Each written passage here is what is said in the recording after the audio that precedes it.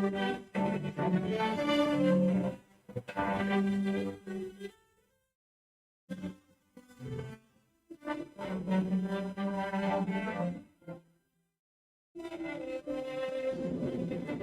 balik ulit tayo. Medyo nagkaroon lang tayo ng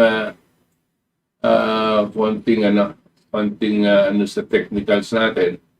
Kanina po pinag-uusapan natin itong development ng enerhiya, no?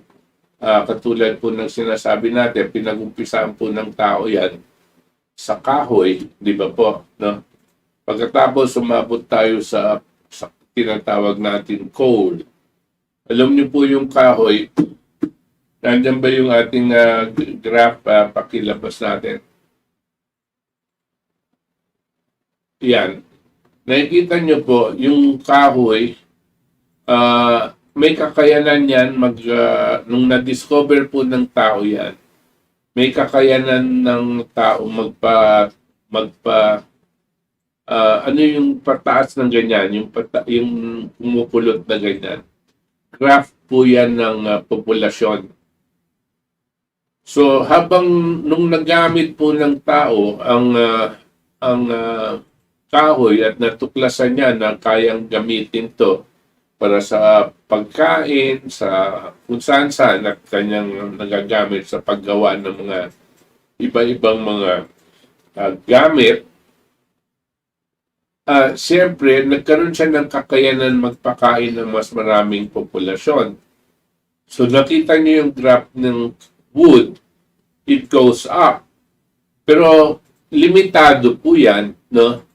Kasi, hindi sapat yung teknolohiyang yan magpatuloy-tuloy na magpakain ng mas maraming tao, no? So, aabot sa panahon na yung kahoy na yung init galing sa kahoy sa apoy, no? Hindi na kakayanan ang magpakain pa ng mas maraming tao, no? So nung panahon na yon, natuklasan naman ng tao ang paggamit sa coal, no? Hindi ito po yung uling, no? Pero parang ganyan na rin, no? Pero ito parang at nahuhukay po ito at nakikita natin para mga bato tapos maitim, no? Pag naisapak mong ganyan sa apoy, umiinit, mas matinding init at mas matagal ang init. So bagong teknolohiya yan at nakapaggawa tayo ng panahon na ito ng tinatawag na steam engines. Kasi po yung coal, siya yung nagpapainit ng tubig, gumagawa ng steam. Tapos napapaandar po yung mga tatandaan niyo po mga napanood niyo siguro mga sine na yung mga trend, mga steam engines ang ginagamit, linalagyan nila ng coal, yung furnace, tapos para umaandar, umuusok na ganyan yung trend, dun nakakukuha ng power dun sa steam. Pagkatapos, pati na rin yung mga ibang barko noon, were steamboats, no? Umaandar. So nagkakaroon ng antas ng teknolohiya ang tao. Tapos po noon, ng coal, ilabas nga, umabot naman tayo sa langis. Dahil nagkaroon tayo ng, may limitasyon po yung coal, no? So, at about that same time, nung nakikita na natin may limitasyon ng coal, natuklasan po ng tao ang paggamit naman sa langis. Yung langis po, galing po sa ilalim ng lupa yan, no? At pero ang ginamit nilang pagkuha ng langis sa lupa ay drill. Meron silang drill na umuukay palalim ng palilim sa lupa. Paano nilang nagawa yung mga drill na yan? Dahil mayroon tayong coal noon at nagagawa na nila yung mga ganitong klaseng gamit. No? Tapos nagamit nila, magdi-drill sila. Palagay ko, ang una nilang natuklasan, ang hinahanap nilang una ay tubig. No? Kasi alam na natin noon na pag naghukay ka sa ilalim na ganyan, meron kang makukuha ng tubig. Eh palagay ko, ang best na tubig ang natuklasan nila, langis ang nakita nila. At again, they discovered that oil is another source of energy. Tatandaan niyo po, kahoy, pagkatapos coal, tapos oil, iba-ibang klaseng teknolohiya yan. Pero iba-iba ding klaseng tumutulong pagdating sa enerhiya para sa kapakanan ng taong ng tao. So you can see in that graph, continuously, as we discover different sources of energy, our capability to sustain a higher level of population is dependent on the discovery of sources of energy. After oil, natuklasan po ng tao ang nuclear. No? Ang laki pong kakaibahan ng nuclear energy kaysa sa oil, kaysa sa coal, at kaysa sa wood. Again, because of the discovery of nuclear energy, our capacity to be able to sustain a higher level of technological development has been dependent on energy. Kaya kung gusto ilabas ito po, no?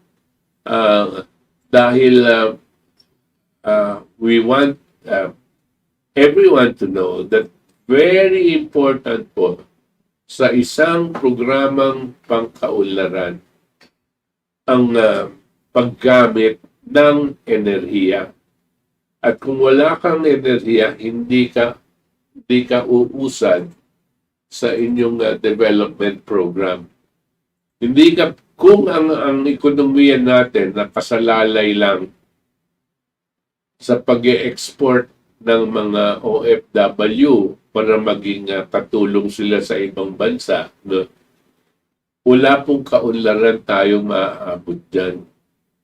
At ang mangyayari dyan, pabagsak tayo kasi hindi po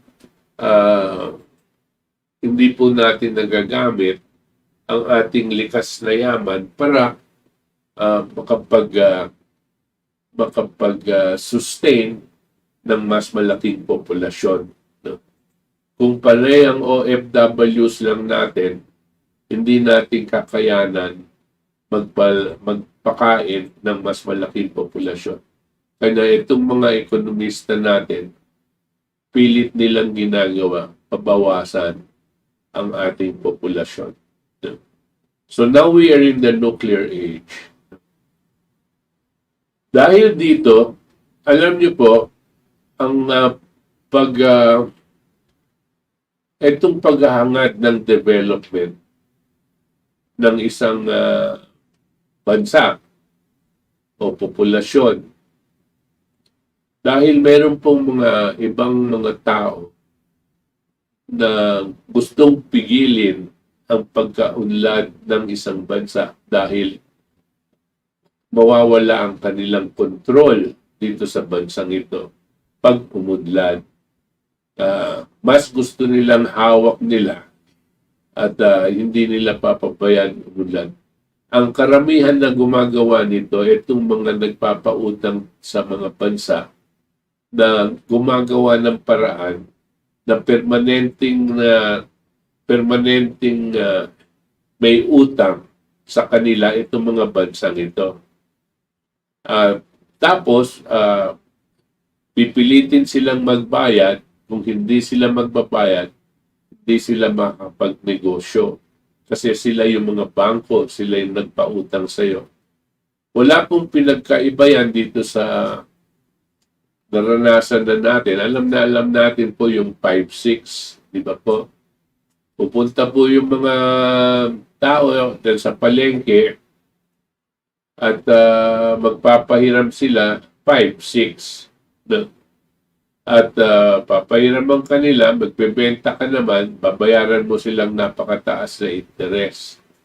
Tapos sa susunod na araw, kanya na naman, uutang ka, bibili ka ng isda para ibenta mo yung isda, tapos babayaran mo na naman sila. Pero kalkulado nila na yung negosyo mo ang ganyan lang. Dahil hindi kanila papahiramin ng malaki o kaya hindi kanila papabayan makabayad ng meron ka pang naiipon. Gusto nila, sapat na lang yon para hawak kanila. Hawak nila yung negosyo mo, hawak nila yung iyong kakayanan makabayad, no? Para permanente kang nandyan, nagpaputang. In the meantime, parang ang nangyayari, sila nang may-ari sa'yo. Ito yung sinasabi kong 5-6. Pero isipin nyo po kung mas malawak yan. Kung yan mga ganyang klaseng tao ay buong mundo. At itong mga bansang ito na hawak nila ay hawak nila sa pagpapautang. At ang nangyayari, sila na rin ang parang may-ari sa mundo. Sino ba itong mga to? Sa amin po, ang tawag namin dito mga financial oligarchs. Kasi grupo po yan. Grupo po mga bangkong malalaki. No? Siguro ang may-ari, mga 10 pamilya lang. Ganyan. Pero sila ang nagpapautang sa mga central banks ng mga bansa. Tapos ang central banks naman ang nagbibigay ng pinagkakautangan sa kanilang mga bansa. At hawak nila. Hawak nila yung kakayanan ng bansang yon makabayad at hindi nila bibigyan ng pagkakataon umutang para palakihin ang kanilang negosyo, ang kanilang ekonomiya. But in order ang tayo naman gusto natin maghumanap ng paraan paanong magpapaunlad sa ating bansa. At paano natin gagawin na hindi tayo masyadong maiipit o mapipigil nitong mga oligarkiyang ito. Yan po ang sitwasyon ngayon sa atin. Naghanap tayo ng at nakikita po ng ating ibang nakaraan na liderato na napaka-importante po ng enerhiya. Kanya, si Marcos, minarapat niyang magtayo ng nuclear energy plant dito sa Bataan. Ngunit sa kasawing palad, dahil ayaw nga tayong paunlaran, ayaw ng mga kalaban ng bansa na tayo uunlad, gumawa sila ng paraan para hindi aandar itong nuclear power plant natin na bagong-bago. Nagkaroon tayo ng EDSA Revolution, tapos yung mga sumunod na liderato ay sunod-sunuran dito sa mga oligarko at hindi nila pinaandar ang ating napaka halagang kakayanan dito sa nuclear energy. Kanya po ngayon medyo pasama ng pasama ang paglugmok sa atin sa kahirapan dahil dumadami po ang populasyon natin at wala tayong kakayanan suportahan yung pagdami ng populasyon.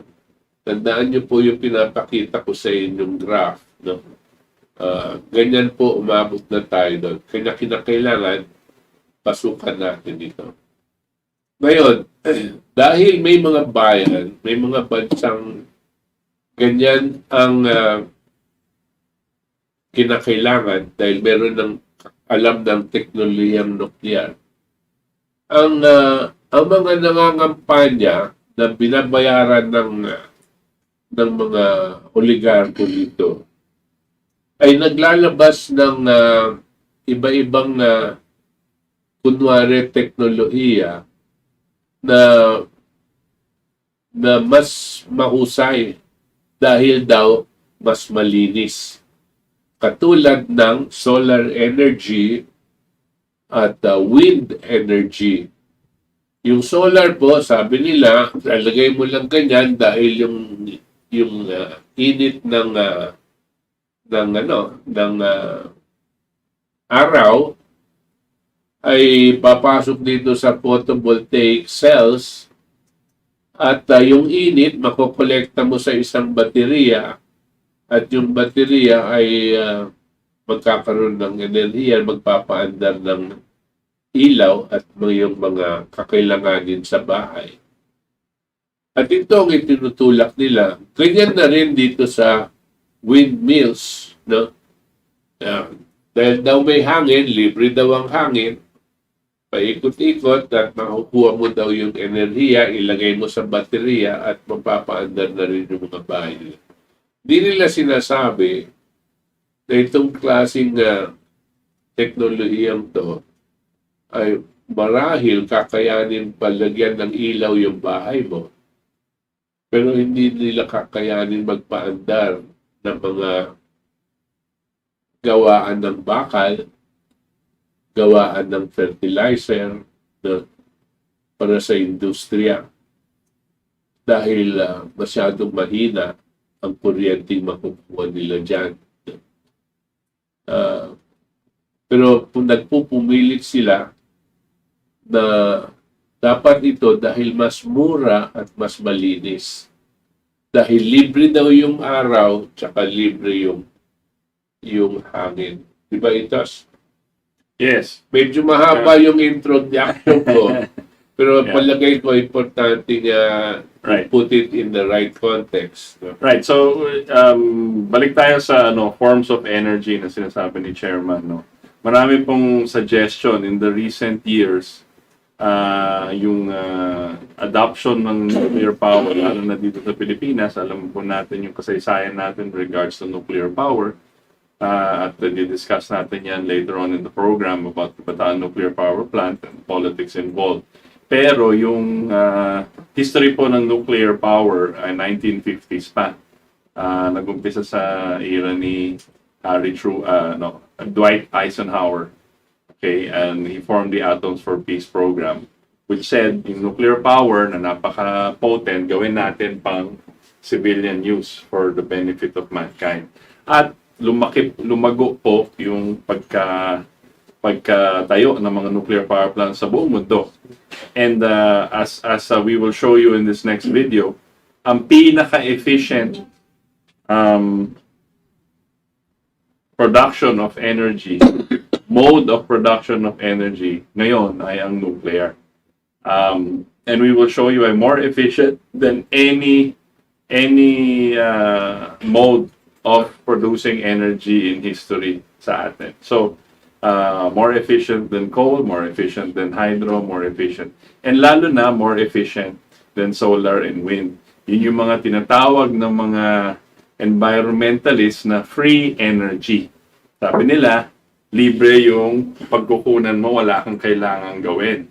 Magtayo ka lang ng windmill, magtayo ka lang ng solar cells, at kukunin mo yung enerhiya galing sa libreng source, which is the sun and the wind.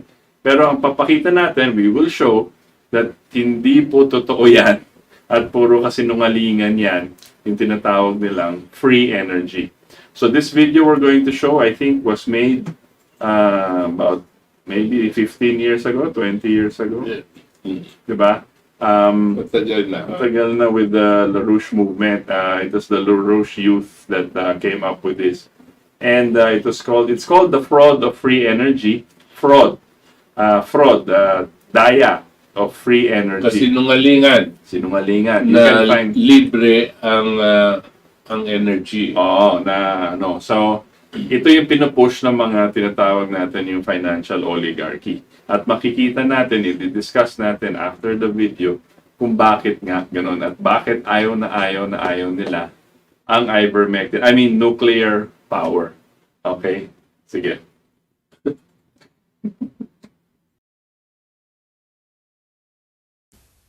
Take a look at a standard General Electric 1.5 megawatt windmill. The area swept out by the spinning blades is large enough to circumscribe a Boeing 747 jumbo jet, or even Al Gore.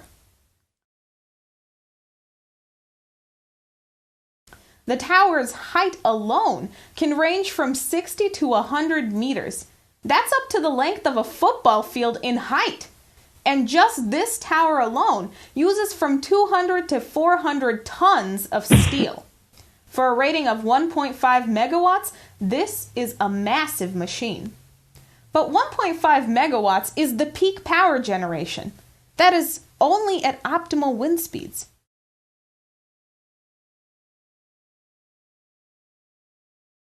However, wind speeds clearly vary, when there's any wind at all. Despite attempts to cover up this fact, in reality, the averaged power production for these windmills is about a quarter of their peak rating. In this case, slightly more than a third of a megawatt. Rather than believing that this is free energy, look at the full production process of that massive windmill, and then ask, how efficient is this? Comparing the physical cost of production to society against the gain to society. For that windmill to be produced, hundreds and hundreds of tons of iron and other ores have to be mined, transported, processed, transported again, and assembled. Advanced ball bearings, brakes, gears, and other components have to be machined. The electrical components have to be designed and built. All for what amounts to, frankly, not much energy produced. In addition, the irregular nature of wind makes the consistency of power unreliable. Very unreliable. There always needs to be a backup energy source available. Claiming that this is the way to power the future is an absurd proposal. Now compare this with some of the frontier nuclear technologies. Take a small 285 megawatt, fourth generation high temperature gas cooled reactor, like this one, designed by General Atomics. It would require nearly 800 of these windmills to generate the same amount of power as this single small nuclear reactor. The arrangement of an array of windmills requires spacing between them, so each won't interfere with its neighbor's wind. So now, using General Electric's specifications, each 1.5 megawatt windmill requires 88,935 square meters of land, 22 acres.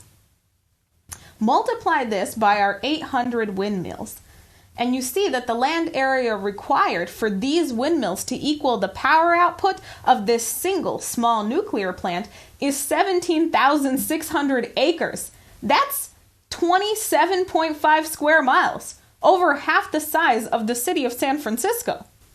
This 285 megawatts of power would only provide roughly 1/3 of the city's average power usage. So to power the city of San Francisco, it would require 1.5 times the total land area of that city, plus a full-scale backup energy source capable of powering the entire city for the times when the wind just ain't blowing. The 3 units of fourth-generation high-temperature gas-cooled nuclear reactors would fit within a few blocks of the city, and they would provide an uninterrupted flow of energy. This comparison is only initially useful to get people thinking in the proper direction. But for those literate in matters of science and economics, those who are not just believers, there is an even more important aspect: changes in the quality of power as opposed to the mere quantity. We will come to an elaboration of this subsuming point shortly. To get there, let's take the case of solar power.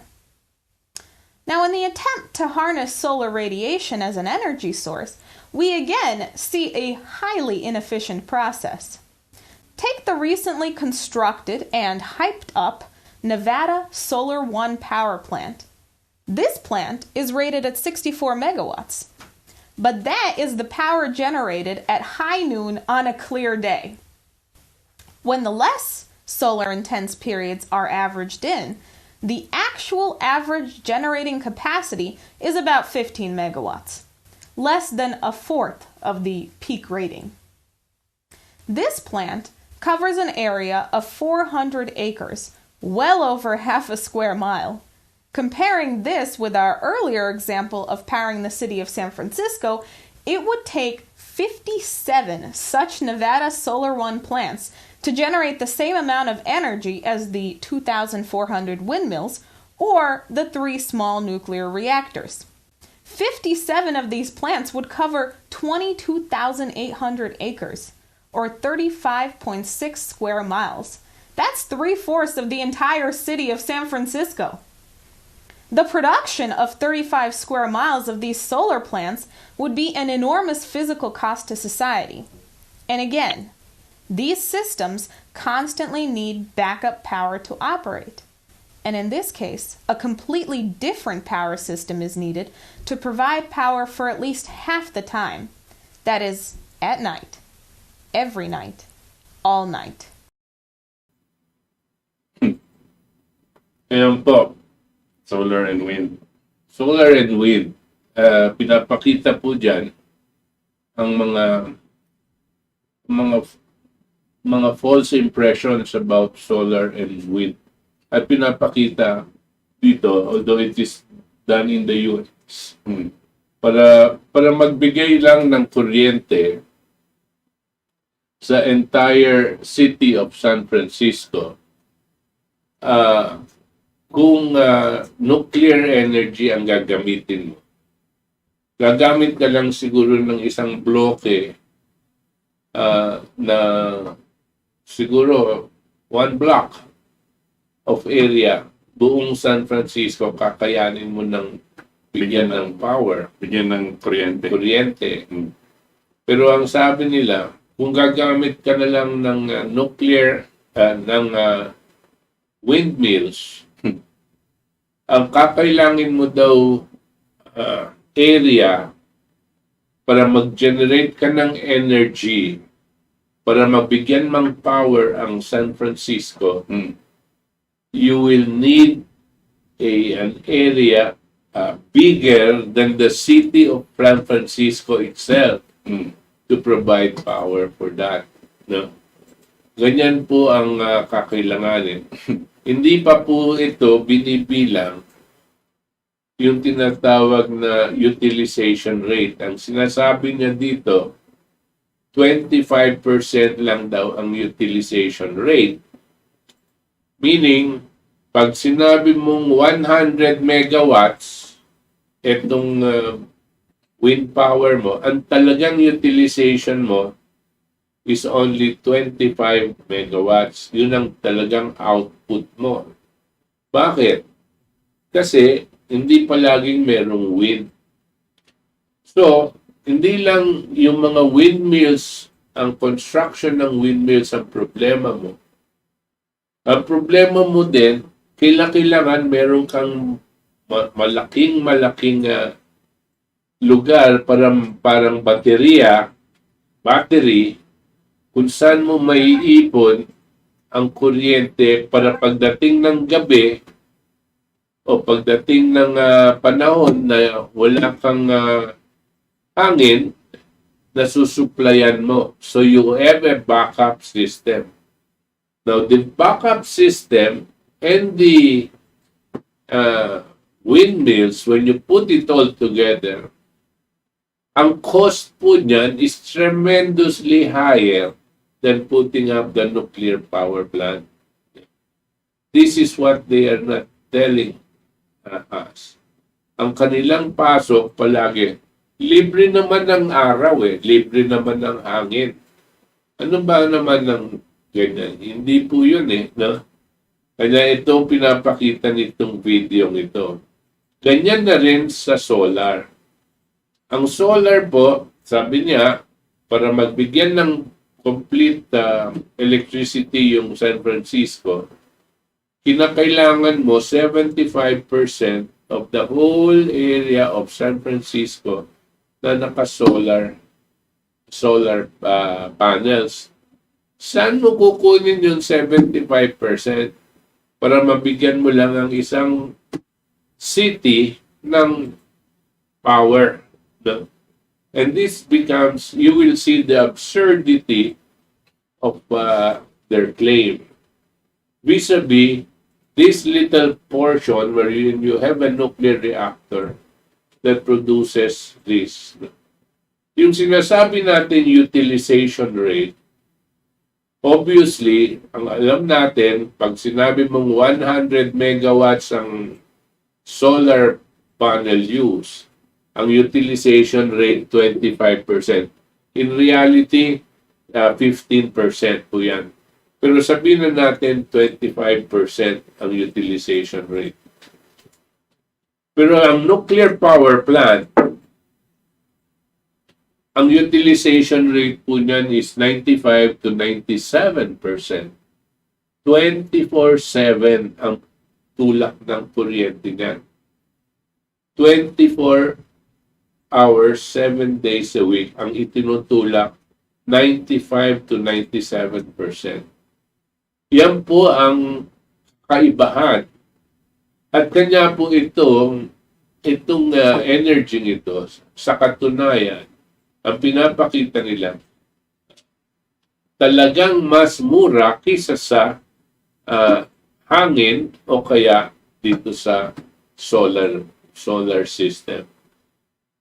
And not only that, later on, maybe we can have a chance to see why the quality of heat generated by nuclear is much more efficient, not just because of its utilization rate, but more because of the kind of power, consistent power that comes out that can be used by industries, by mga iba-ibang mga factories, no? At yun po ang importante malaman natin. Meron pa ba tayo Yeah, we can play another video. Sige, play natin yung the next one about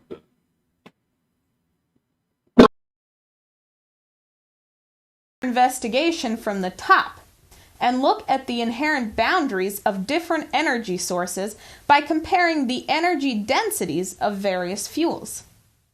The energy available from the fissioning of less than 2 grams of uranium is equal to the energy available from the burning of either 1,260 gallons of oil, 12,300 pounds of coal, or 23.5 tons of dry wood. Again, that is compared to less than 2 grams of uranium. So when comparing the fuel sources by weight, the fissioning of uranium is 3 million times more powerful than burning coal, and 2.2 million times more powerful than burning petroleum. This simple comparison points to a hierarchy among these power sources. Looking at the varying densities of power is illustrative of this, but it is still a quantitative comparison, comparing the different power sources by the change in quantitative amount of energy per weight.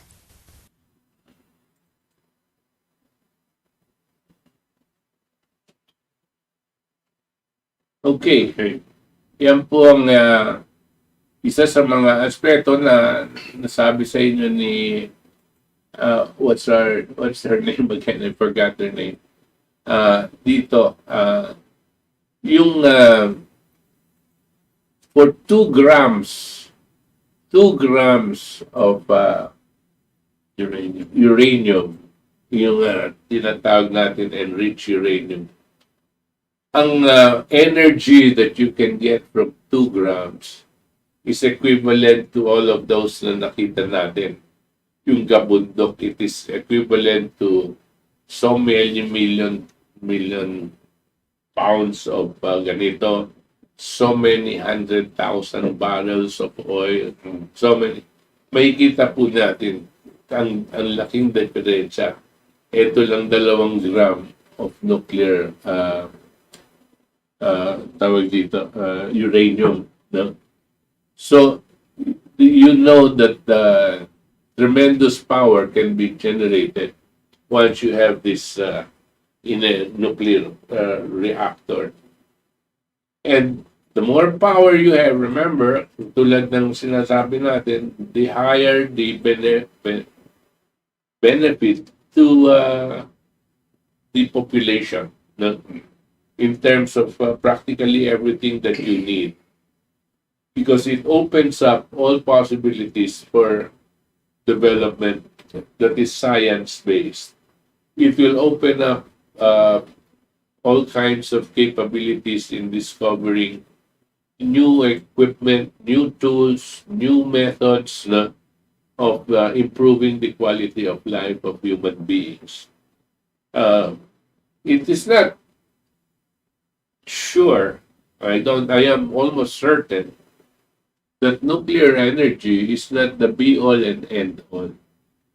I am certain that in the future, human beings will be able to discover a higher and more efficient source of energy. In the same way, we were able to discover nuclear energy from oil, energy from oil. No? There will be a possibility of generating more energy from other sources. Like now, for example, we started off with wood.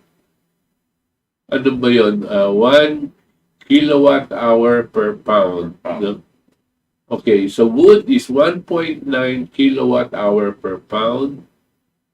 Sa coal was higher. It was double that of wood, 3.8. Pagdating sa oil, petroleum, it became practically double as well, 6.4. These are all different technologies. This is not like an evolution of a source of energy, no? Iba-iba po pinanggagalingan ng enerhiya dito. So, petroleum, you have 6.4. Tapos, biglang tumalon ng napakataas. From petroleum, 6.4 kilowatt hours per pound. Ang uranium, yung nuclear na sinasabi natin, is 18,900 kilowatt hours per pound. Can you imagine ang jump niyan in terms of power generation from oil to nuclear? From 6.4 biglang tumaas ng 18,900 kilowatt hours per pound.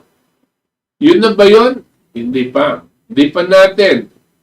Nasa blackboard po na inaano pa ng mga scientists natin, pero alam nila na yung deuterium can generate 40 million kilowatt hours per pound. Yung nuclear, 18,900 kilowatt hours per pound. Pero yung deuterium, 40 million kilowatt hours per pound. Tapos, pasok na tayo sa antimatter. Para malaman, hindi ko po di-discuss kung ano yung antimatter. Pero, check nyo po sa Google so that you can get a little understanding of what it means. Alam na po ng tao, alam na po ng mga scientists natin the use of deuterium because they have seen deuterium. No?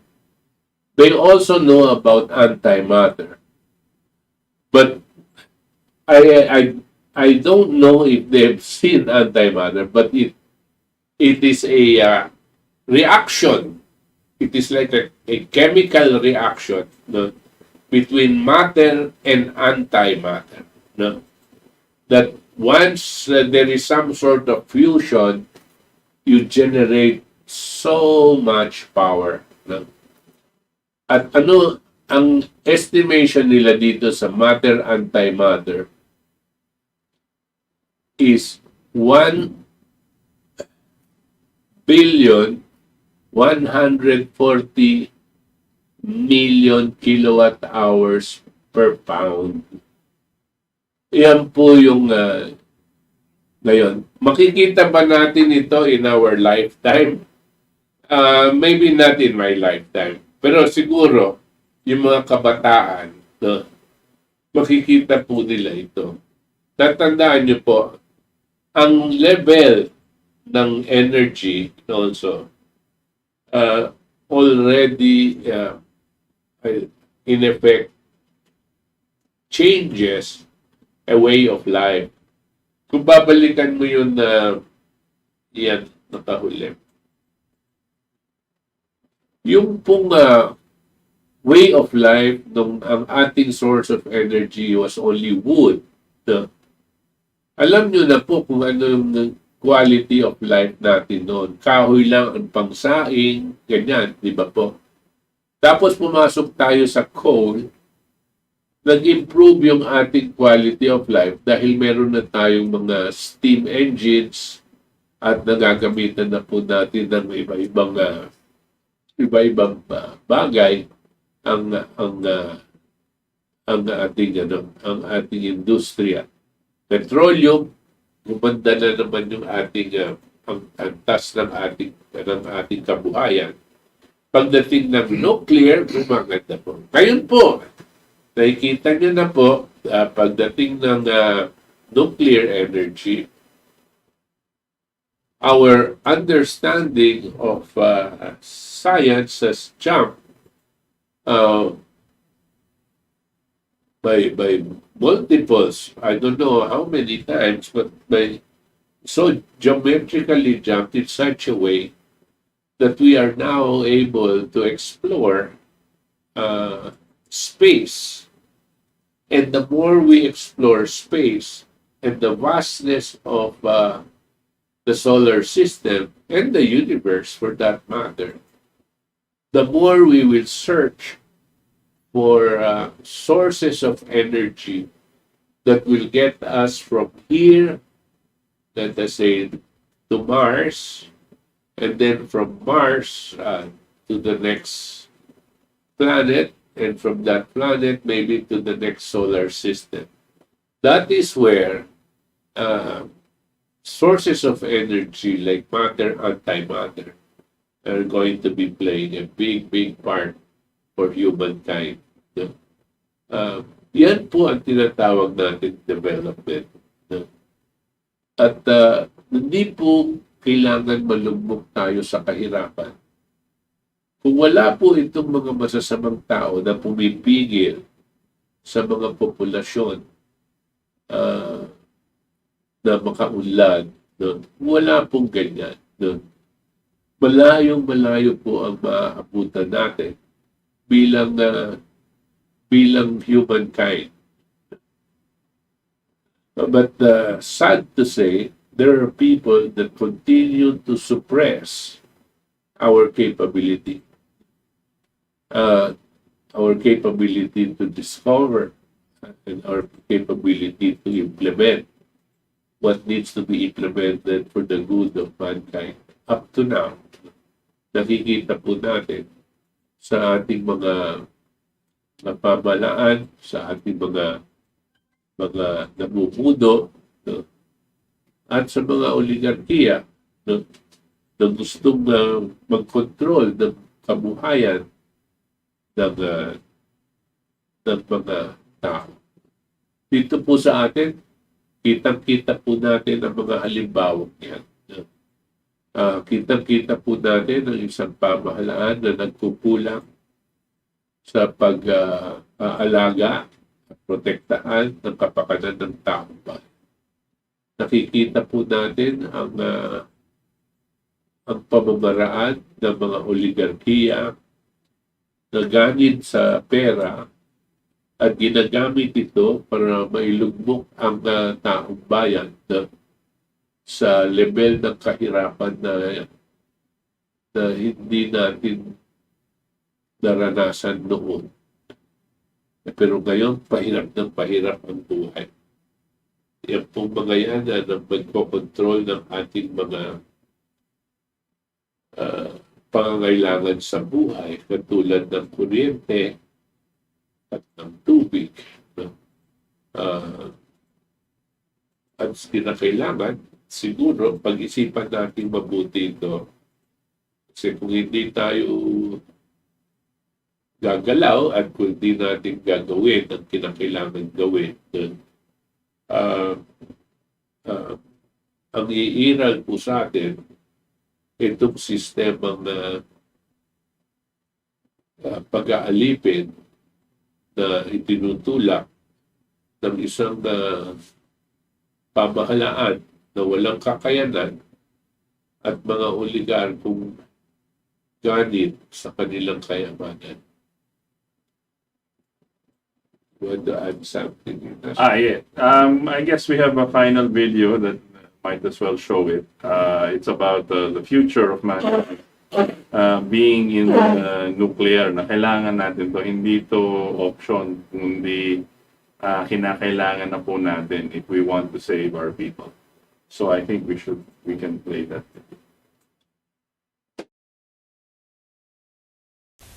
So rather than building forests of solar panels, or worse, burning these amazing plants for fuel, which will actually increase the surface temperature of the planet, let's use irrigation to green the deserts and create a better quality of life for the people on this planet. It is from this basis that we must determine the economic policies we need. Nuclear fission power represents a qualitative upshift in society, and its immediate implementation as the dominant power source globally is a must.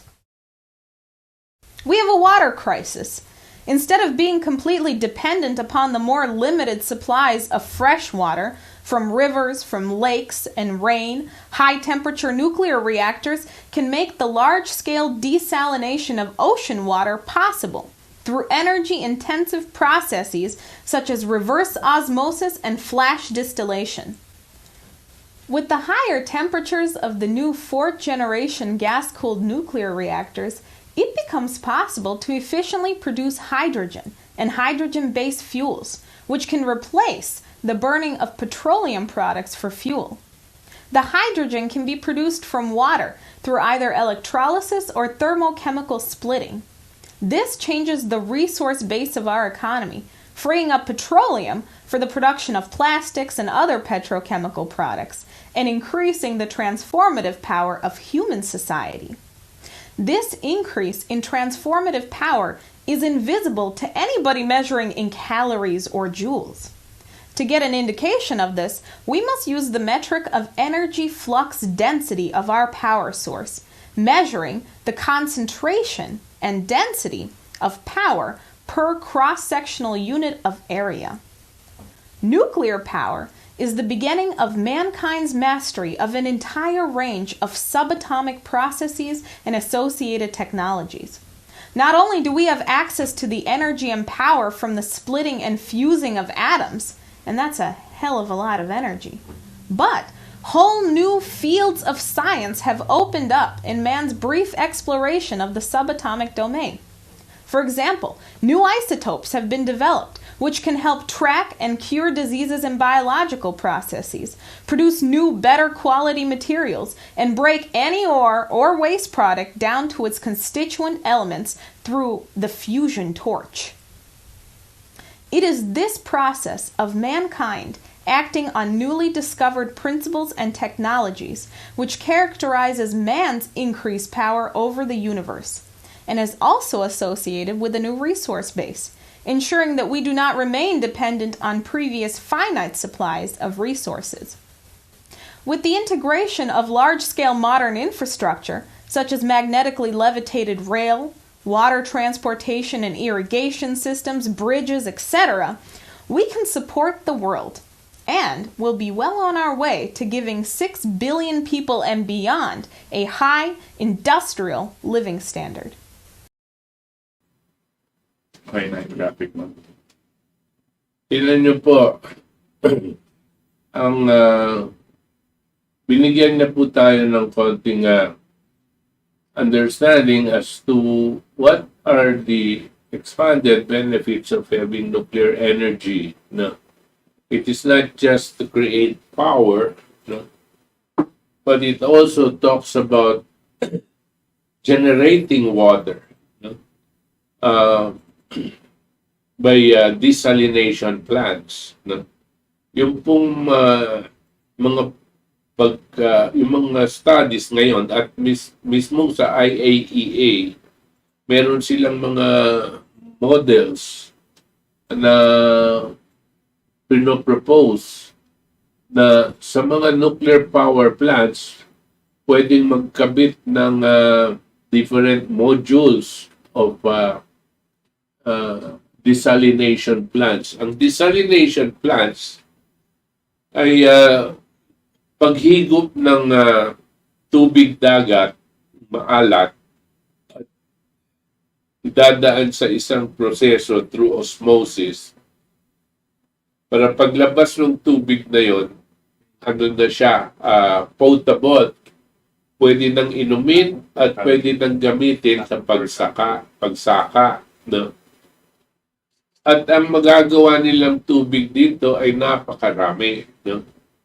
Ang sa ating pong lugar dito sa Bataan Nuclear Power Plant, hindi po malayo kung gagawin po ng ating pamahalaan ang kakailanganin gawin.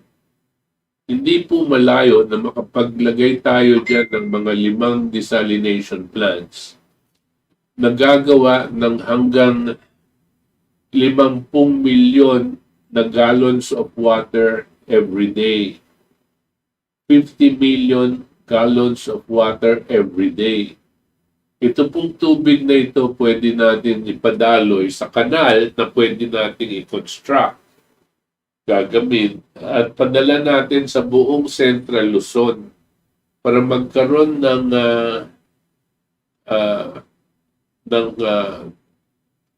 tubig, irigasyon ang ating mga sakahan para tuloy-tuloy ang pag-produce natin ng ating palay. Ay, hindi ko po alam kung bakit ang ating pong mga inhinyero at ating pong pamahalaan ayaw isipin ang napasukan nito. Ang nakita ko lang po na marahil naging problema dito sa mga ekonomista natin ay sinabihan sila ng mga World Bank, ng IMF, at itong mga bangkong malalaki na pinagkakautangan natin na hindi nila tayo papahiraman ng pera pag ganyang klaseng proyekto ang ating papasukan. No? Hanggang ngayon po, yan po ang kanilang patakaran. Pero sayang po dahil ang ating mga ekonomista ay wala rin silang kakayanan maghanap ng ibang paraan. Kasi meron naman. No? So, imbes na naghihintay tayo ng tubig galing sa Diyos pagdating ng tag-ulan, no? Hindi tayo dapat magkakaroon ng problema kung meron tayong nuclear power plant na habang nag-generate ng kuryente, yung sobra na init na hindi na kailangan paggawa ng kuryente, magagamit natin sa isang grupong mga plantang desalination plants to cover our needs in agriculture and for potable water for our population. Palagay ko, kung ganyan po gagawin natin dito sa Bataan at makakagawa tayong ganitong sistema, halos buong Central Luzon kayang bigyan ng tubig ng Bataan Nuclear Power Plant. At hindi lang yon, makakatulong talaga sa mga pangangailangan na tubig sa mismong lugar ng Metro Manila area. No? Pero hanggang ngayon, ang ating mga inhinyero at siyentipiko, walang gumagawang ganyan na study at plano. No? Nakakalungkot. Sana po, itong darating na administrasyon, kung sino man na magiging presidente natin, magkaroon ng ganyan vision para sa bansa natin. Hindi sapat na sabihin mo anti-corruption, hindi sapat. Ang dapat po natin iniisip, kinabukasan ng mamamayang Pilipino. Ano ba ang kalidad ng kanilang buhay sa darating na siglo o sa darating na henerasyon? Ano ba dapat? Ano ang kakayanan natin ngayon na magagawa natin para ang buhay ng ating mga anak at mga apo, no, ay tataas naman ang antas? That must be our objective. Not all of this political gimmickry that we show people of our capabilities that do not really mean much when it comes to our future. Yan po yung napaka-importante. Kanina po sinabi natin, tubig, tsaka enerhiya ang importante. Bago po natin pakita itong isa pang sa kuryente, sa nuclear energy. Dito po sa Pilipinas, marami po tayong mga ilog na, alam niyo po ang ilog, kadalasan ng ilog, galing po yan sa bundok. Yung tubig, dahil sa bundok po, tapos yung tubig po dadaloy na ganyan pababa sa mga ilog, tapos lalabas sa dagat. We have approximately 2,500 rivers. That is not counting streams. The river po, ilog talaga. Malaki daw ilog in the country. It would be good if our government decided to harness the energy that we can generate from these rivers. Paano mong may energy? Unang-una, maglalagay ka ng dam. Yung dam, magkakaroon ka ng imbakan ng tubig. Magkakaroon ka ng artificial lake dahil nagkaroon ka ng dam. Pag dumadami yung tubig niyan, nini-release mo yung tubig. Pababa, tutuloy na naman sa ilog. Pag-release mo ng tubig, dito sa ilalim, merong generator ng kuryente. Ang nagpapaandar ng generator na yun, ang pagbagsak ng tubig galing dito sa dam. So, meron kang kuryenteng magagamit dito sa mga communities. Ito naman, imbakan ng tubig, pwede mo silang kabitan ng mga irrigation systems, mga kanal.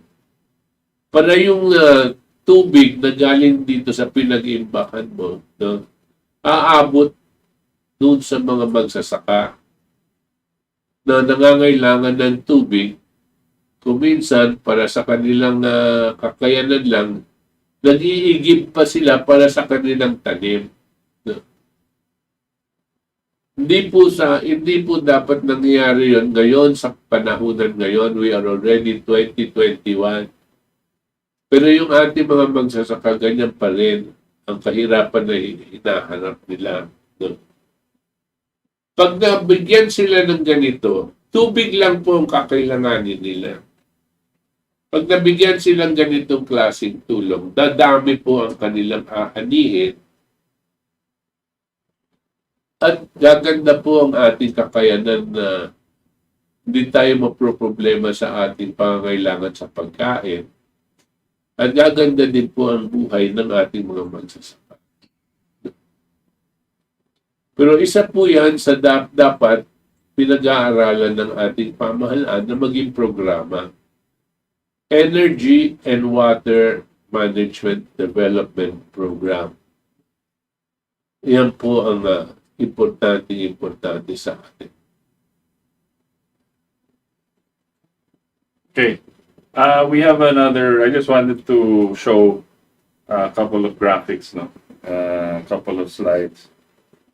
Para pamakita po natin kung ilan yung ilang mga nuclear power ang existing today.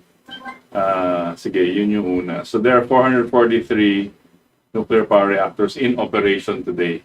And 51 are under construction. Of these, this is a source of the International Agency of Atomic Energy Association as of September 2021. So this is the latest. Of these, nakita na po natin, 93 are in the US, 38 are Russia, 56 are in France, 33 in Japan, 51 in China, and 24 in South Korea.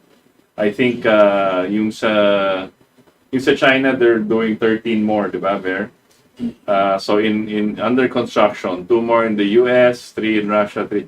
So kita natin, no, itong mga nuclear, this is just the top 6 countries, di ba? Pero may mga ibang countries pa.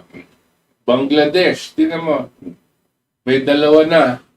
Under construction. Under construction. Bangladesh. Right. So, papakita natin na parang this is 2021.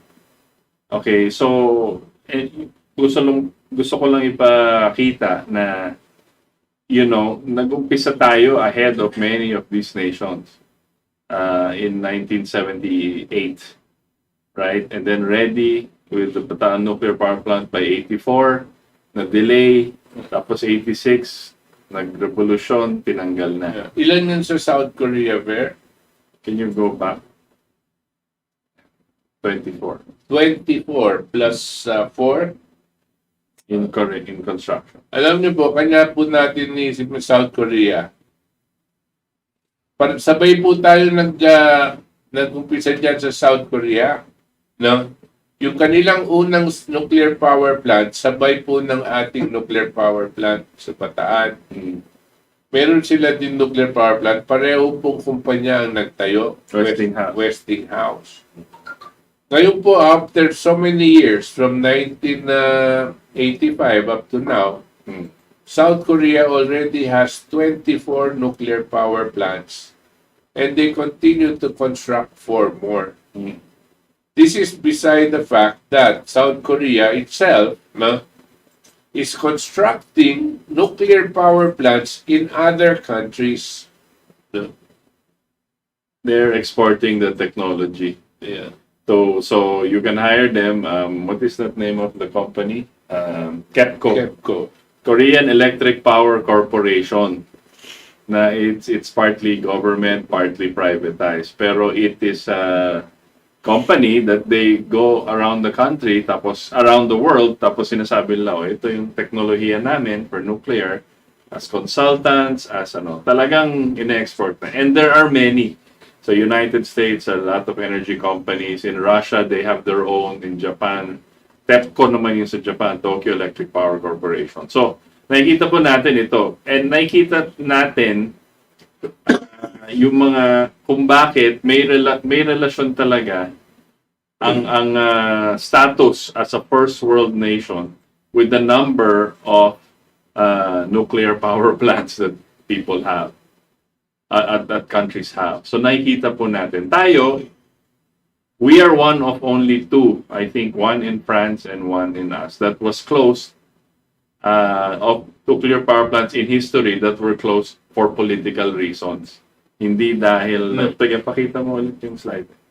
Hindi dahil sa kahit anong rason pa, except for political reasons. So, yung BNPP po natin, ilang beses na tayo nagbisita doon. Many times, we toured inside and we... Makiat na po kami dyan. Sa loob. Napakagandang building po niya. Tayo. Pakita natin yung bisita na meron tayong picture. Wala? Sige. Next time. But we always have a picture sa harap ng nuclear power plant kasi dati. Wala pang social media dati, pero nagtitake kami ng mga picture dyan. Pero the important thing, itong BNPP po natin, the plan under President Marcos was to have two. This one that we have is rated 620 megawatts. The 600 and another 600. Right. So this one na patayo, ang plano 620 megawatts. Ito yung rated capacity na sinasabi nga ni Chairman kanina. Yung utilization is 98% on an average. Ibig sabihin, pag sinabing 620 megawatts, 620 megawatts 24 hours, 7 days a week, 365 days a year kung gusto nyo. Siyempre, may times na downtime para makapagpahinga and maintenance. Pero, throughout the year, 620 megawatts. Yung sinasabi ng ibang energy proponents, yung mga environmentalists, na ayaw daw yung nuclear kasi daw baka may mangyari. Nagsisinungaling sila about solar and wind. Nakita po na natin. Kung walang hangin, wala kang kuryente. Diba? Kung walang araw, sa gabi, wala kang kuryente. So, false po yung sinasabi, fraud, pagsisinungaling yung sinasabi ng free energy. Tsaka yung pinakamalaking mga countries sa buong mundo, nag-construct pa ng mga bagong nuclear power plant. So, nuclear power plant now is a requirement if we want to develop. Not just a choice na pwedeng mix, hindi. Kasi ito yung pinakamagandang energy source na na-discover ng tao up to this point. Yung pinakita ni Chairman last time na graph about fission, nuclear fission kasi, the development up to this point. How many kilowatt hours per pound of nuclear? Tapos, the next discovery, the next step is nuclear fusion. And then the next step after that is antimatter. Then may deuterium, may ganyan. So, these are all discoveries of mankind. Dapat, yung buong sangkatauhan ay is benefited by this. Kasi, this is not naman, hindi naman to parang lang mayaman na bansa. Right? Pero alam natin, ang experience po ng Pilipinas, pag napaandar, kung pinaandar na yon, yung Bataan Nuclear Power Plant, and pinaandar pa yung isa pa doon, twins yan dalawa na yung sa atin, 1,000, magiging 1,240, 1,250 megawatts available. Hindi po tayo magkakaroon ng krisis sa enerhiya. Hindi po tayo magkakaroon ng independent power producers na ginawa ni President Ramos pagkatapos. Hindi po tayo magkakaroon ng krisis sa Napocor, gano'n. Wala po mangyayaring ganyan. Pero dahil sinarado nila on purpose, dahil daw kay Marcos yun, dahil sa politika, dito na tayo. At madalas sabihin ni Chairman dati, nung pupunta kami, umiikot kami, sinasabi niya sa mga tao, huwag niyong isipin kung ilan, kasi yung tinatakot ang mga tao about nuclear waste, nuclear energy, sasabog daw yan, mamatay daw. Sabi, mas magandang isipin kung, number one, ilan tao ang magbebenepisyo dahil sa electricity na may bibigay na mura at consistent. And number two, ilan tao kaya ang mas maganda yung buhay kung nabigyan at nabuksan yung electricity at nabigyan yung nuclear power plant Dati pa yung schedule na yon. So, we just wanted to emphasize. Sige, go ahead. Dinadagdagan ko lang yun, yung sinasabi ni Itos, na dahil dito sa mga bumabatikos nitong nuclear power plant, sinasabi nila sasabog daw yung nuclear power plant. So tinanong ko sa kanila, sa palagay nyo ba, ilan ang mamamatay pag sumabog itong nuclear power plant na tamaan ng earthquake o kung ano man, sabi ko. Ilang bang tao ngayon ang nandito sa Bataan? 24,000 people. Tapos dito sa Bagak, sa Morong, another 20,000, 30,000 people. Sabi ko. Yan ang sinasabi nyo sa amin, ito mga mamamatay. Ang tanong ko sa inyo, ilan ba sa palagay nyo ang namatay na dahil sa kahirapan? Dahil hindi natin pinandar yung nuclear power plant? Madalas po sinasagot nila sa akin, milyon no? Hindi malayong isipin. Hindi malayo po yun because out of the 20 years that you stopped development, what did you do? You prevented job generation, you prevented food production, Right. no? And you prevented development and continuing education and upliftment of the quality of life of the people over the last 30 years.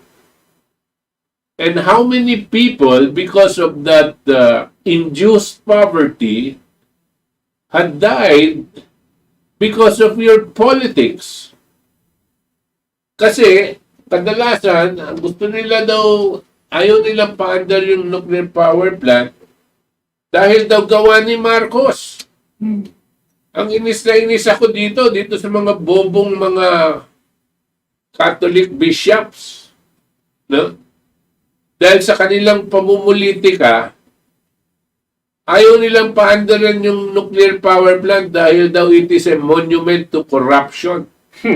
What an ignoramus this guy is. He knows who he is. Yung mga bishop sa Bataan, hindi lang ito ngayon, yung karaan. Ignoramus. And what they have done by stopping the nuclear power plant was created the conditions so that more people will die. Because of their politics. At iyan ang malaking kasalanan ng mga obispong yan. Linoko nila mga tao sa kanilang pamumulitika. Ngayon, tamemen ni sila, nakatago sila kung saan lungga. No? Pero ang ginawa nila, linabanan nila ang kaunlaran na magbibigay sana ng kabuhayan sa taong bayan. So sabi ko nga, how many people have died because you did not start the nuclear power plant? And it's the same today po. Kaya nga yung sa KBP, hinihingi namin na kailangan may yung Artikulo 12. And galit na galit kami sa mga oligarchy. Kasi sa pagtaas ng gastos ng electricity, tubig at basic utilities, ilan na ba namamatay? Ilan pa yung mga kababayan natin na delikadong mamatay dahil sa wala ng panggastos, wala ng pambayad sa kuryente, sa tubig, na dapat sobrang mura kasi hindi naman mahirap ibigay sa taong bayan. Na-discover na yan eh. Hindi naman mahal yan eh. Sa ibang bansa, maliit yung gastos nila sa electricity tsaka sa tubig. Dahil yan ang pinaka-basis kung paano mabuhay ang tao. Pero dito, napakamahal. Daming kumikita. So that is what we should think of. And the other thing is, nandun kami sa isang araw, nung isang session ng Congress dati, pumunta po tayo as Atoms for Peace Philippines. Kasi may hearing dun sa Congress about nuclear power. And walang ginawa yung mga kalaban ng nuclear power kundi manakot dun sa hearing sa Congress. So naman mga matatalinong kongresista natin, wala pa rin nangyari. Nabibilib sila sa takot. Hindi ko na sasabihin sino mga chairman, pero taga-Liberal Party po silang lahat. Kasi mga ignorante. No, tapos natatakot sila, ayaw nila pakinggan. Pinakita po namin, nung nakapagsalita kami, na marami na pong nuclear power plant sa buong mundo, marami na pong tapos maraming benepisyo. Tapos pero hindi pa rin napakinggan. Nandun kasama po namin si Carlos Arcilla dati. Tapos yung kalaban po namin, mga madre, mga kaliwa, mga environmentalist, tsaka yung mga who is that scientist? Calvin Rodolfo. Taga-UP na sinasabi niya, nananakot pa rin siya. Pag binuksan niya yung data nuclear power plant, magkaka-earthquake, disaster, environmental. Puro takot lang ang ginagawa niya. Wala siyang pakialam. Pero inamin niya na sa Congress, anti-nuclear ako kahit anong gawin natin. Basta anti ako. Pero siya pa rin ang pinahinggan. Yun po ang mga, yun yung mga liderado po natin. These are the ideologues that in reality are anti-human. Not just anti-nuclear, they're anti-human. Anti-development. They also take on the hat of being environmentalists. They are also supporters of the reproductive health bill, which is population control. And quietly, I suppose, they are also advocates of abortion. Ito po yung kakampi nitong mga nagpapanggap na mga madre at paring katoliko. Kanya po ang ating simbahan napasukan na po ng mga masasamang elemento. And you can see they are all together going against the development and the improvement of man's capability to sustain a higher level of population, which means they are anti-human and therefore they are also pro-poverty. They're not pro-life. They're not pro-life. Kahit anong sabihin nila. Kunwari, ganyan po ang methodology ng mga demonyo. Napakagaling nilang manlinlang. Tama. Okay. So, yun po yung discussion on nuclear.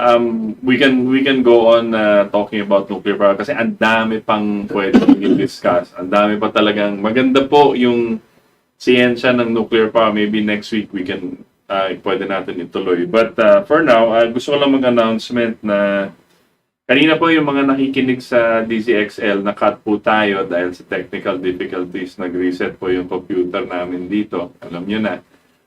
So, na-cut po kami sa DZXL, but you can continue watching dito sa Facebook and YouTube natin.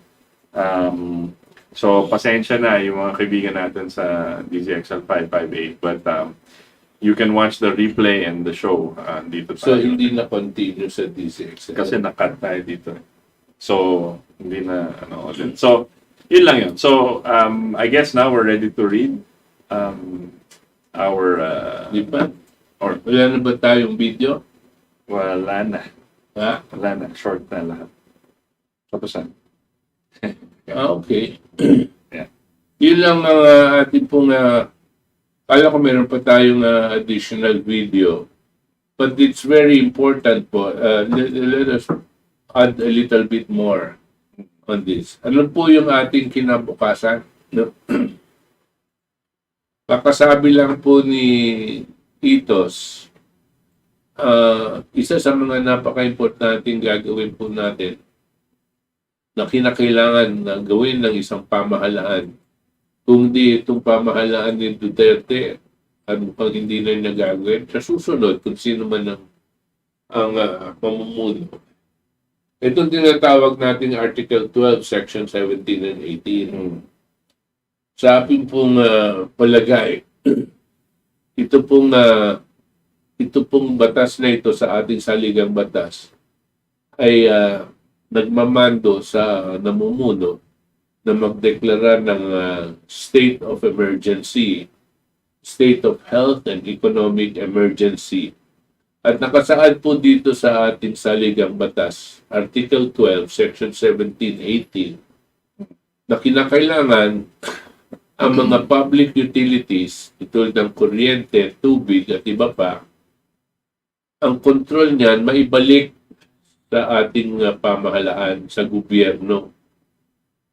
Siyempre, bakit po ibabalik ng pribado sektor ang pagpapatakbo nito?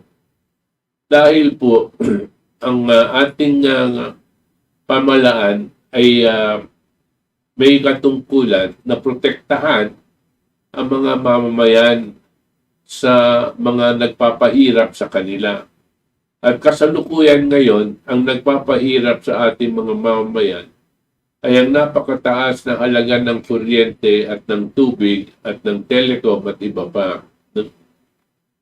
Ngayon, dahil dito sa napakataas na ito, kinakailangan gagawa ng paraan ang ating pamahalaan na ibagsak ang presyo ng kuryente, tubig at iba pa.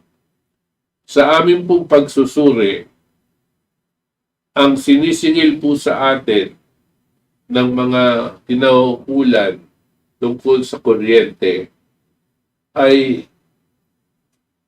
sa isang taon, mga 8 korporasyon, ang sinisingil po nila sa atin ay halos 5 trilyon.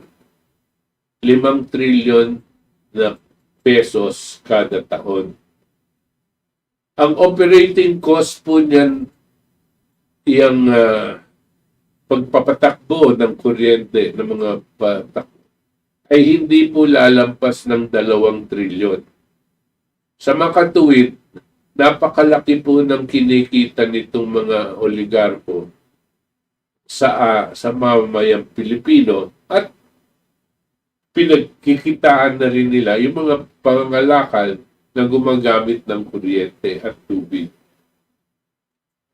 So, kinakailangan mabawasan yan. At pag nabawasan po yan, ng halos 50%, ang nakikita po natin na galing lang dito sa tubig at kuryente, aabot po ng 3 hanggang 4 na trilyon ang mapapakinabangan ng taong bayan sa pamamagitan ng diskwento sa singil.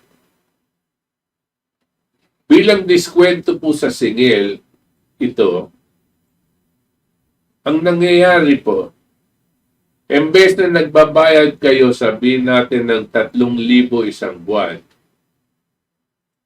at kung 50% ang diskwento ninyo, ang babayaran nyo lang ay 1,500 at 500. 1,500. Pali 50% lang ang bayaran nyo, bayad na kayo. Ano po ang nangyari?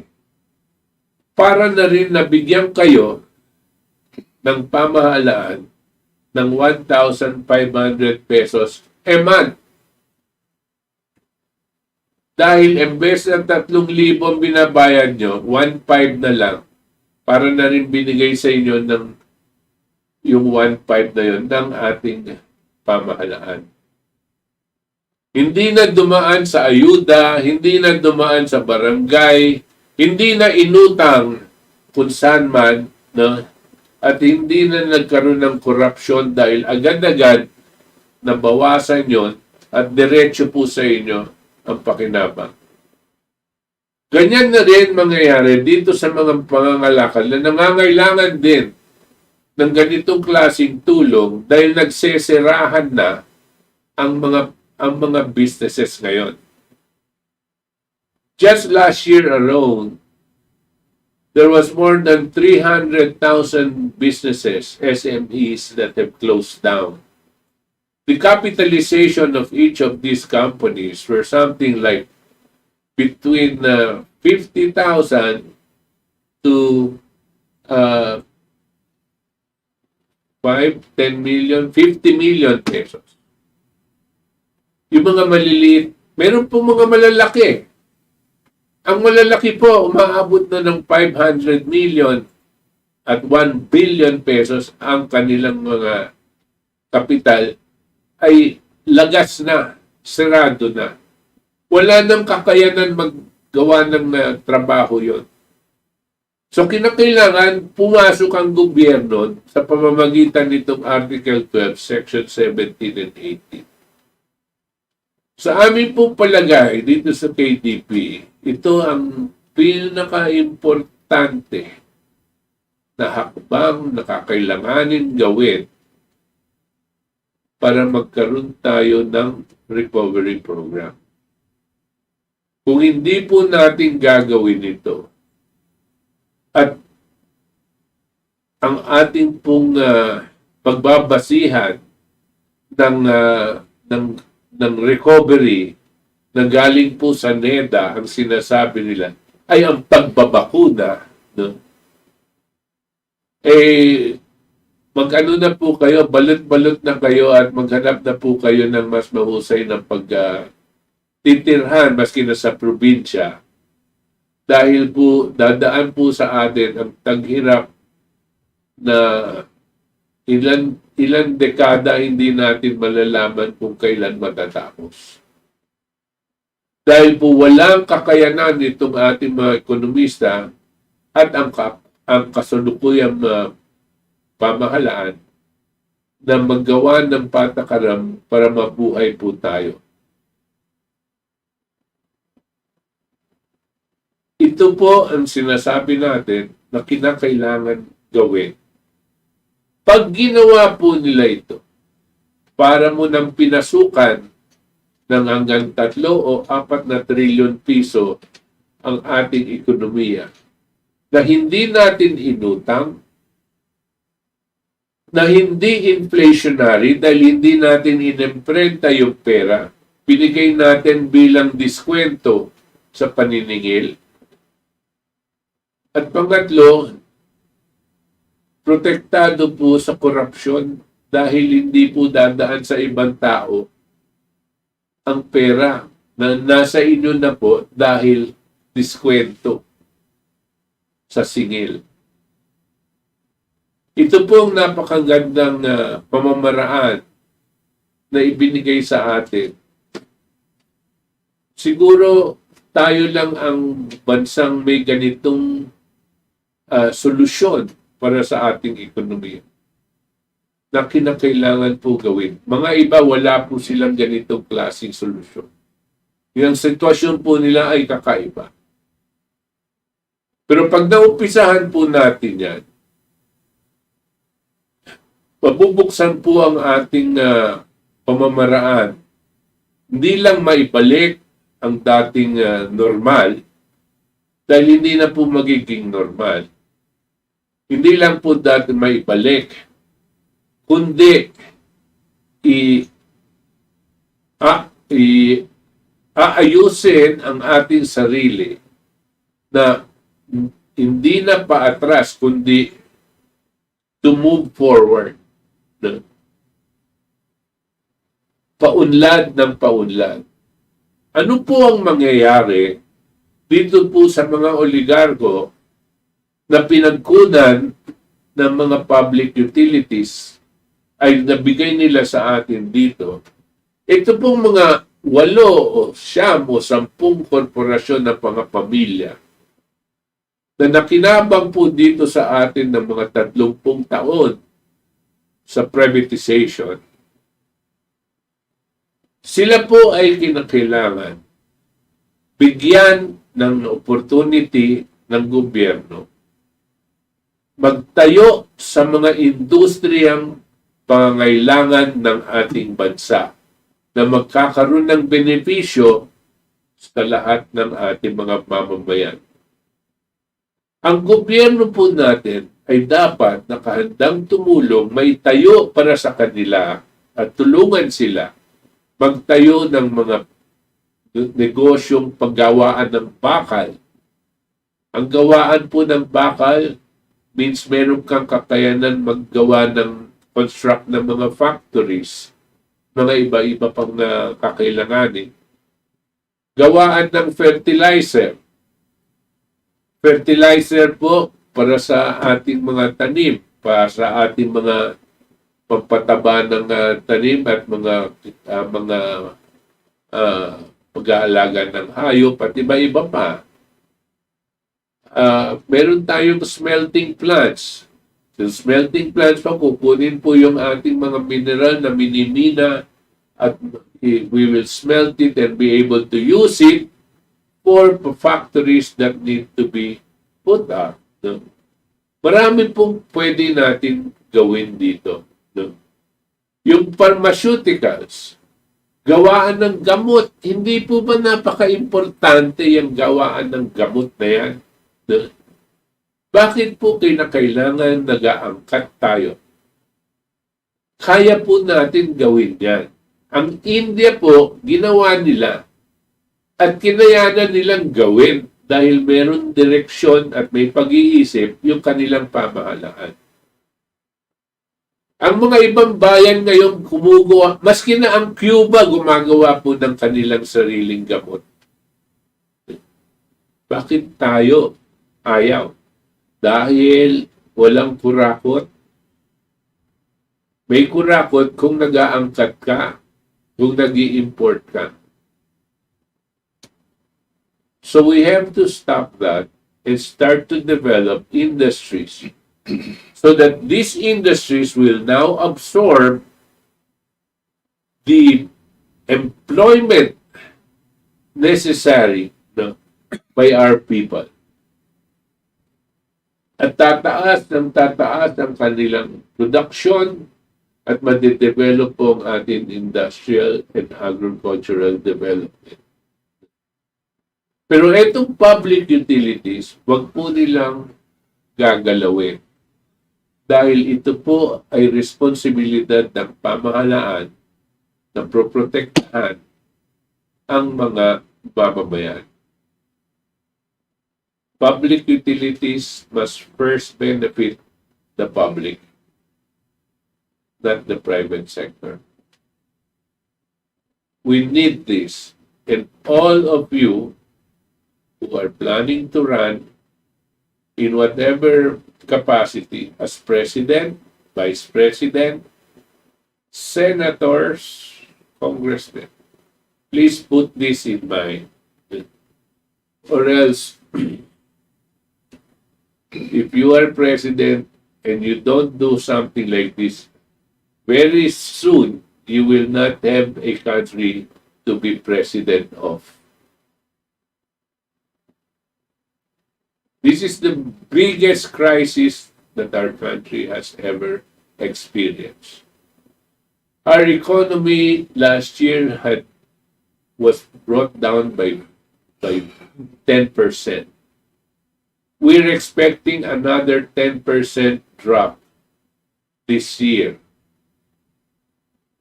And which means that our country has been brought back to the level of about 2012 or 2013, trying to sustain a population of 2021. It's going to be very, very difficult unless we have a recovery program.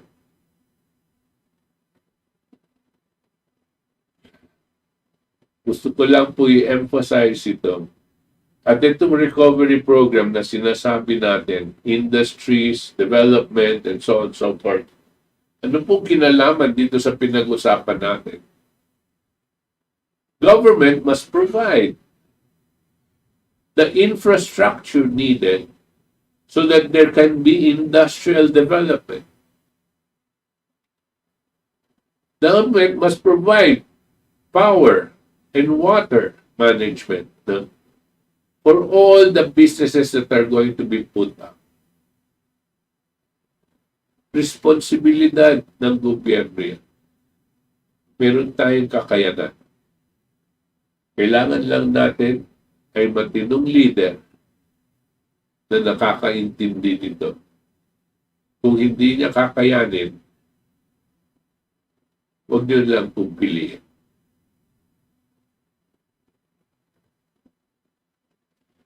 Okay.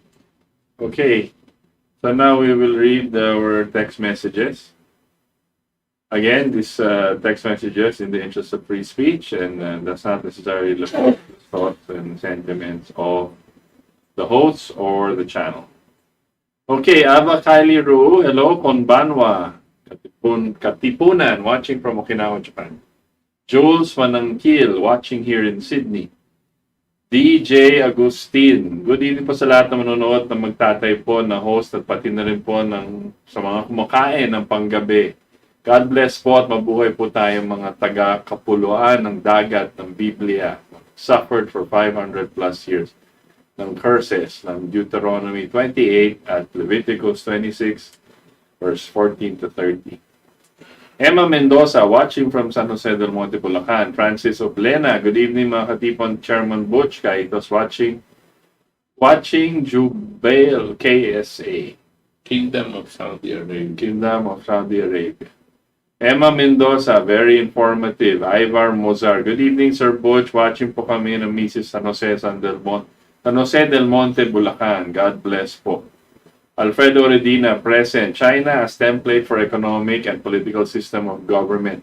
No homeless, all citizens are productive and lots of opportunities to sustain life.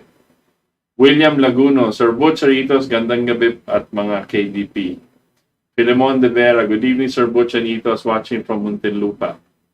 Peninger Shi, build, para sa mga inchik. Ha ha ha ha. Angela Bolivar, gandang gabi po. Arok Alip, magandang gabi po mga sirs. Zenea Arcilia, good evening. Sir Butch Ritos, listening from Hong Kong. Mabuhay po KDP. God bless you both. Ace Caliora, good evening Sir Butch Ritos, watching from Tagum City, Davao del Norte. Umuunlad sana ang ating bansa kung hindi pa nila siniraan si President Marcos. Lalong lalago ang power plant at industrial. Marisa Buya, watching from Hong Kong. Cesar Soberano, science-based food production at energy sector. Mali po talaga ang binigay ni Duterte sa oligarko ang ekonomiya ng bansa. Jessa Mozar from San Jose del Monte, Bulacan. Good evening po, Prof. Butch and Sir Itos. Love to watch. Very informative program. God bless po. Joseph Clavita, watching from Antipolo. Ayeras Edwin, watching from Bacoor, Cavite. Lodeng Celas, watching from Malabon City. Eliza Bautista, magandang gabi po Sir Butch and Son. God bless po sa Jericho Rally, watching from Cavite. Virgilio Vera Villanueva, God bless po Sir Butch and Sir Itos. Benjamin Gutierrez, gandang gabi ka Butch Kaitos, watching from Taytay. Wilfredo Peñano, gandang gabi po mga mabuhay. Jerry Figueroa, good evening po, watching from Quezon City. Ana Galvez, magpagpalang gabi po, Prof. Butch Valdes, Sir Itos Valdes, watching here in Antipolo. Lourdes Call, good evening, Prof. Butch and Mr. Itos, watching now from Accra City, West Africa. Happy Sunday and all the best po sa inyo. Ha ha ha, tama ka Mr. Itos. Slogan yon ng abnormality ni Abnoy habang nag-speech siya. Napanood ko po yan about sa windmill sa Ilocos. Gagong panot, sabay sindi ng sigarilyo niya. Sa Germany nga, buntis ka pa lang, meron nang natatanggap ang nanay habang nagbubuntis pa lang yan, ha. Ako, nakakuha ko niyan dahil American-European ang mister ko. Kahit ipinaka ko ang mga anak sa US. Ronald Nanoy, good evening Sir Butch Itos, ang ating katipunan at lahat ng viewers ng KDP watching from Santo Tomas, Batangas. Melchor Herminio, good evening KDP, Sir Butch Itos from Las Piñas. Victorianos, mabuhay po Sir Valdes from Caloocan. Ray Isagire, capitalism and profit. Rahimeng Marcos sa enerhiya, nuclear power plant, ay uri din ng capitalism o state capitalism. Ano ba ang pagkakaiba ng state capitalism at private capitalism? Ang capitalism ay nabubuhay sa profit ng iilan lang. You want to get that? Well, Mm. sa akin pong palagay, yung oligarchism Mm. ang nabubuhay sa profit ng iilan lang. No? Tsaka yung oligarchism po, kakuntsaba nila ang nasa gobyerno. That's why they usually develop a fascist government. No, yung dagdag ko lang dyan, can you bring down so I know his name? Ray, capitalism as a name po is different. When you have yung akin po, when the government, it's not the state, it's the government of, by, and for the people, investing in the future of its people, that's not po tawag capitalism. Kasi yung intention po pag government ang nag-i-invest sa mga infrastructure and energy, hindi po profit ang habol. Pag binigay mo naman yung mga serbisyong yan sa mga private capital, profit ang habol. Hindi po pareho yun. So let's make that distinction. Maria Teresa Corpus Balburias, good evening po Sir Butch and Sir Itos present from Cebu, another night of knowledge. God bless you po. Frater Patrick Christian Ong IV, keep up the good work. Good evening Professor Butch Valdes and Sir Itos. Ray Proles, Filipino has no capacity to maintain nuclear energy. Good. Maybe if it is you, but we do have the capacity to do it. No? Yeah. Napakarami. Alam niyo po, kanina nakita niyo, almost 500 nuclear power plants are running around the world. Yeah. I will not be surprised if in each of those 500 nuclear power plants, you will have Filipino engineers working in them. Yeah. Ako makikipagpustahan ako sa iyo dyan, Mr. Ray Roles. Ako, Ray, ito parang sinasabi mo yung nuclear energy pang puti lang o pang hapon lang. Hindi naman yun yung tama eh. So we've proven it, we were supposed to run it, our engineers are ready, we were trained. Ang mankind, if you believe mankind is created in the image and likeness of God, then all men are capable of discovering the highest level of scientific and technological progress. So lahat po yan. Walang kulay, walang race, walang anything. Okay? Al Curtis Heron Sabado. Good evening po sir. Pwede ba i-share sa akin yung mga pinapatugtog yung mga kanta? Ver, ano bang pinapagtugtog? Maraming salamat po. Listener po ako. 2003 pa. S4S pa nun. So ano yung S4S? Solidarity for Sovereignty. Al Curtis Heron Sabado. Bingi ang mga higher authorities natin, Prof. Butch. Ayaw nila umunlad ang Pilipinas. Bederio Candido Ocelito, maganda po good evening po sa inyo, Sir Butch, sa Itos, mabuhay po kayo watching from Riyadh, Kingdom of Saudi Arabia. Manuel Sobre Vega, gas turbine engine powered by coal or natural gas or nuclear is ideal in Philippine setting because of its efficiently. On the consumption side, households should be given incentive to install solar panels to lower the demand for power since only few new power plants were put online last decade. Anyway, Philippines has a huge supply of deuterium. Manuel, I want to react to that lang, no?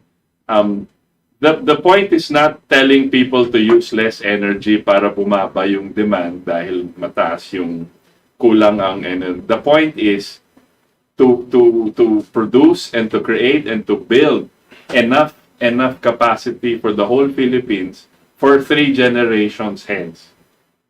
So you will not, parang sinasabi natin, you have to save water, conserve water, kasi hindi, edi magtayo tayo ng capacity, increase natin po yung capacity natin, not just on energy, but in water. So we can do that kasi nandyan naman yung siyensya, nandyan naman yung technology. Kunin natin, mag-train tayo ng mga tao, kayang-kaya po natin. Kung nakayanan ng ibang bansa, ba't hindi tayo? Ang pagkakamali nitong Department of Energy natin, kino-compute nila yung pangangailangan ng kuryente sa ating kasalukuyang populasyon. Right. dapat po, kung gagawa kayo ng projection ng kuryente, dapat po, kung 100 million tayo ngayon, ang ating pong kakayanan na energy requirement ay parang 200 million people tayo. Okay. No? Para meron tayong room for development. Right. Kasi kung sapat lang sa 100 yung energy mo, wala kang room for development, hanggang doon ka lang. So kailangan yung infrastructure setup mo ay mas malaki, for 200 or even 300 million. No? Kasi the more ample this Right. facilities are, infrastructure, no? The greater the mobility, the faster you can develop. Kasi walang sagabal eh. Hindi ka, oy, kaya natin to, pero wala eh, kulang ang kuryente. Paano yun? Yeah. No?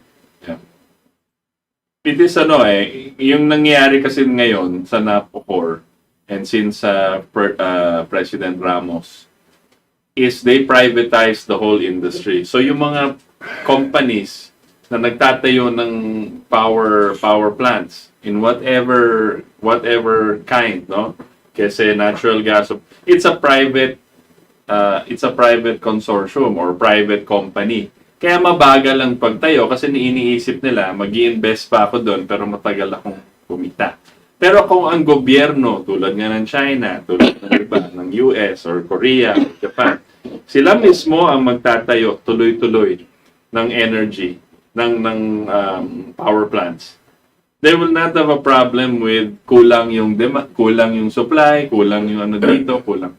The only reason nagkakaproblema is privatize nila po yung energy industry natin. Yun ang issue. Mark Sibulo, good evening mga sirs. Raf XB, ang mga liderato natin kahit noong panahon ay madaling mabiktima at masangkot sa korupsyon. Ang resulta nito ay tatrap sila ng sitwasyon para hindi sila makagawa ng hakbang upang hindi mapakinabang natin mga halimbawa. Number 1, natural resources natin. Number 2, sapat na serbisyo at mga benepisyo. Number 3, job creation. Number 4, science-driven food production. Number 5, controlled consumer prices. Number 6, nuclear power energy at iba pa. To keep the Filipino citizens poor and weak, that only the rich and strong prevail.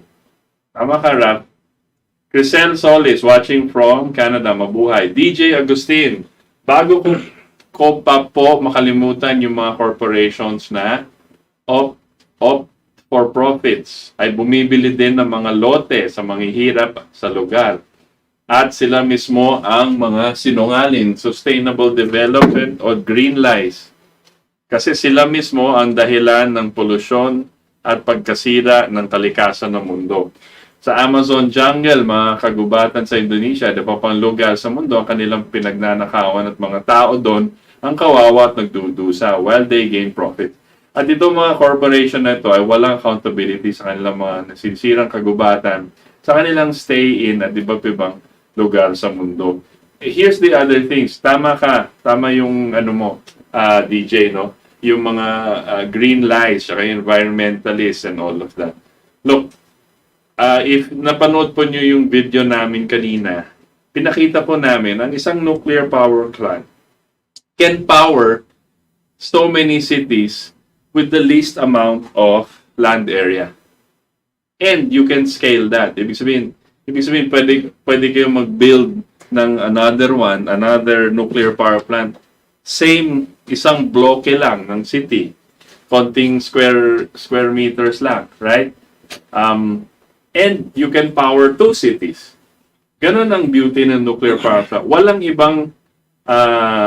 ibang power platform na makaganyan ngayon. Technology na ganyan ngayon. So, that's what you have to do. And nobody has to be poor.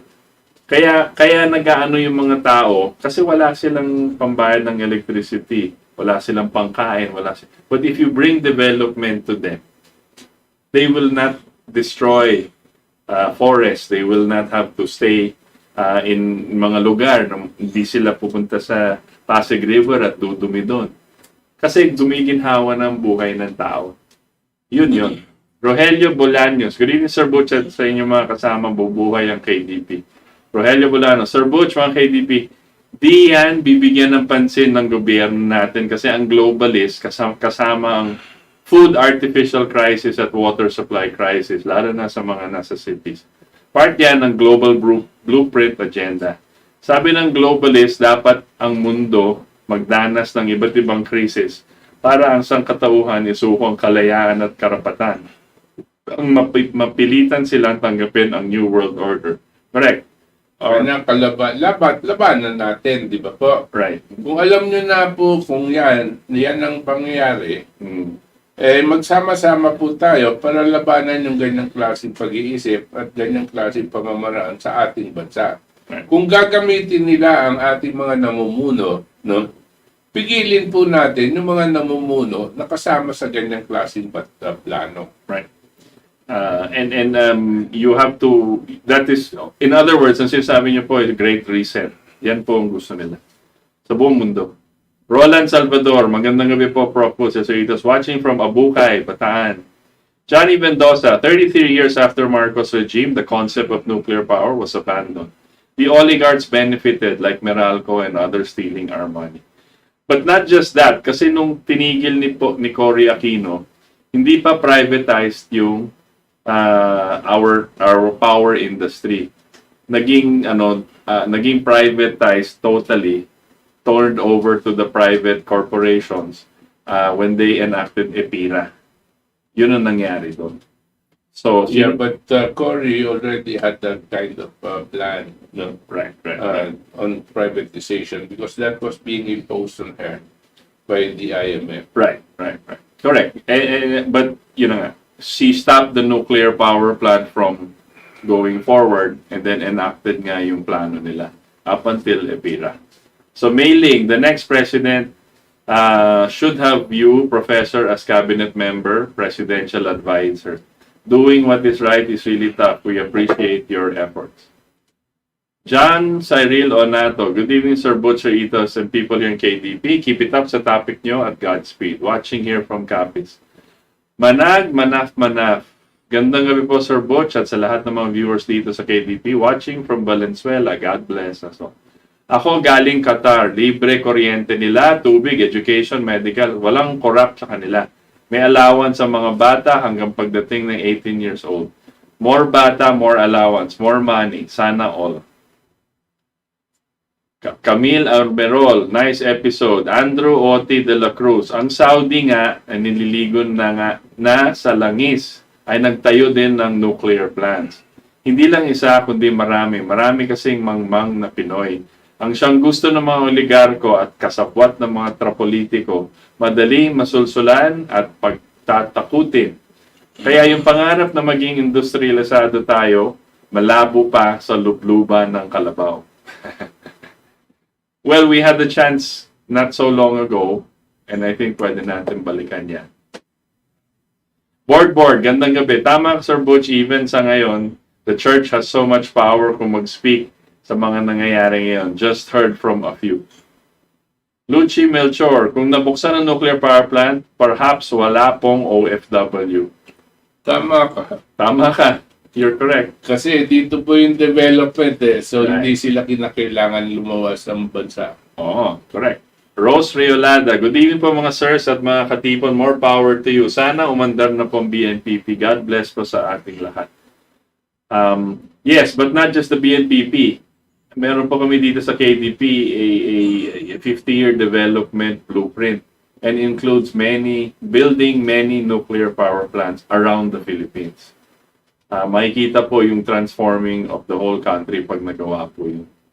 Nelly Sestara, agree with you, Prof. Butch and Mr. Itos. Good sources of energy, nuclear plant, geothermal, hydro power plant. And Philippines could have benefited from all these if it was not politicized and subjected to privatization, not to mention Philippines. According to some sources, have large supply of deuterium. Happy week ahead, KDP team. Just to qualify yung deuterium po natin, deuterium is heavy water, right? And Tapos naman. No. And you need to develop it. You need to develop that technology to harness it and to make reactors of it. So unless funds and resources are put to bear, doon mangyayari. Parang sinasabi ni Chairman last time, earlier in the program, ang langis, pag wala po tayong refinery at panggagamitan ng langis, dyan lang siya. Hindi siya resource. Nagiging resource lang when you're finding use for it, then it becomes the fuel. Pero kung wala yung teknolohiyang inisip ng tao to make a machine, a car engine, using oil, or to use oil for generators, yung langis na yan, hindi po magiging resource. So, ang talagang resource ay yung pag-iisip ng tao. Tama ba? Anthony Andres, Cleveland, Ohio. Another intelligent, informative discussion. Ako, back please. Thank you and more power to your program and KDP. Mel Agustin, dadami ang investors at syempre maraming trabaho pag mura ang kuryente at tubig. Correct. Andrew Oti de la Cruz, problema kasi sa bansa to, pilit pa rin binabalik-balik ang mga lumang mga politiko na matagal na sa pwesto. Pero paurong pa rin ang bansa. De Vera Jacqueline, Sir Butch, may kasabihan ng mga ninuno natin na ang tao na marunong ay mabubuhay sa pawis ng taong walang alam sa lipunan. Kaya yung mga nasa may kapangyarihan na namamahala sa ekonomiya natin, marahil sila ay hawak ng mga sinasabi niyo, Sir Butch at Sir Itos, na malalaking bangkero sa buong mundo na ayaw nila mag-development.